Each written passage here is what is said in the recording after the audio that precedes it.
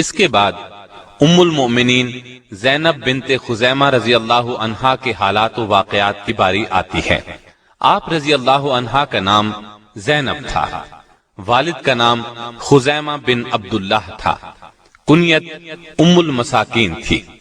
وجہ اس کی یہ تھی کہ آپ بہت زیادہ سخی تھیں، بہت رحم دل تھیں، مساکین اور فقراء کو بہت فیاضی سے کھانا کھلایا کرتی تھیں۔ سیدہ زینب بنت خزیمہ کا پہلا نکاح کس سے ہوا، اس کی بابت کتب سیرت میں خاصا اختلاف پایا جاتا ہے۔ ان میں سے جو زیادہ قرین فہم ہے وہ یہ ہے کہ پہلے یہ حضرت عبداللہ بن جہش کے عقد میں تھی۔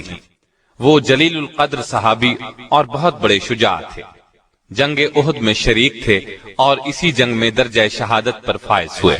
سیدنا عبداللہ بن جہش رضی اللہ عنہ کی شہادت کے بعد رسول اللہ صلی اللہ علیہ وسلم کے حلقہ زوجیت میں آنے کے شرف سے سرفراز ہوئیں۔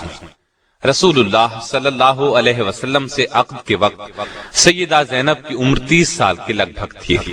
اس نکاح کا مہر 12 اوقیہ یعنی 500 درہم مقرر ہوا۔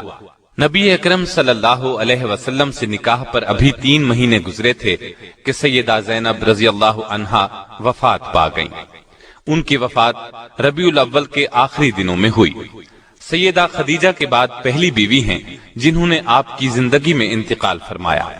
آپ نے خود نماز جنازہ پڑھائی، جنت البقیع میں دفن ہوئی ہیں۔